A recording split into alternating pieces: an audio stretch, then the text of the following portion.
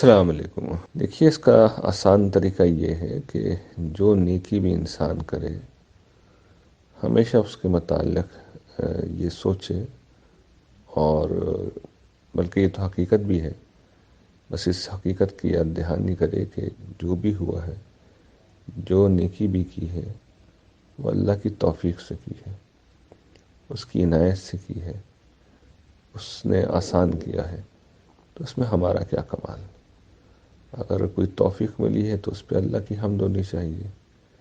فرض کیجئے ہم کسی پر اگر خرچ کرتے ہیں تو جس طرح قرآن نے کہا ہے مما رزقناہم ینفقون، تو ہم نے تو خدا کے دیے ہوئے میں سے خدا کے مال کو اس کے حقداروں تک پہنچایا ہے، تو ہم تو بس ایک ذریعہ ہیں۔ توفیق بھی اسی کی ہے، مال بھی اسی کا ہے۔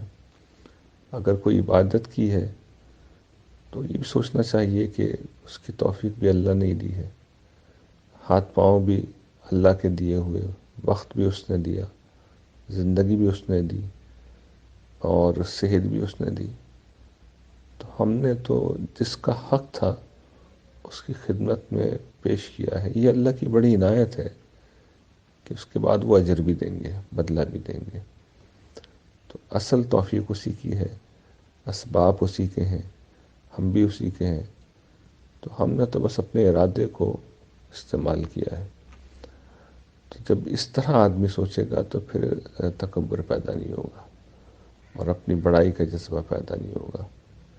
پھر یہ بھی ہمیشہ ذہن میں رکھنا چاہیے کہ جتنی نیکیاں کرتے ہیں اس سے کہیں زیادہ ہماری کمزوریاں بھی ہوتی ہیں، اور ہمارے عیب بھی ہوتے ہیں، ہمارے گناہ بھی ہوتے ہیں۔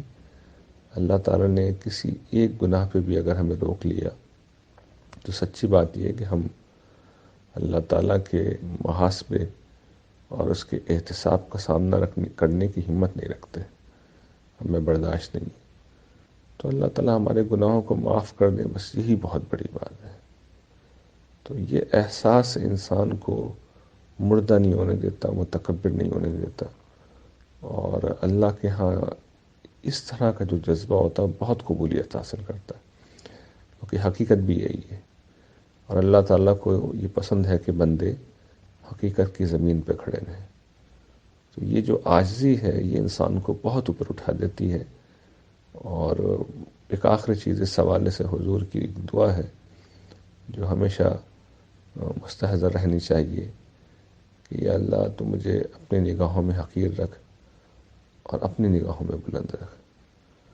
تو انسان جب اپنی نگاہوں میں حقیر رہتا ہے اور خدا کی نگاہوں میں بلند رہتا ہے تو یہ سب سے بڑی نعمت ہوتی ہے۔ اس کو ہمیشہ ذہن میں رکھنا چاہیے، اور اس کو دعا کو ہمیشہ اللہ تعالیٰ کی بارگاہ میں کرتے رہنا چاہیے۔